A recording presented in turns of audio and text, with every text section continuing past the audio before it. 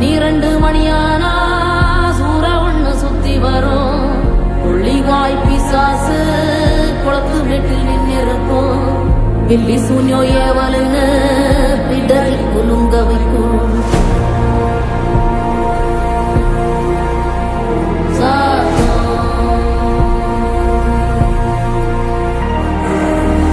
அமாவாசைக்கும் இருட்டு ஆறும் இல்ல நடுநிசி. கருப்பு கடுவம் பூன கண்ணும் மின்ன ஓடி வரும். சாம்பிராணி வாசனையில் ஜல்லு ஜல்லு ஓச வரும். ரெட்டப்பன ஓசரத்துக்கு எட்ட நிற்கும் முனியாண்டி.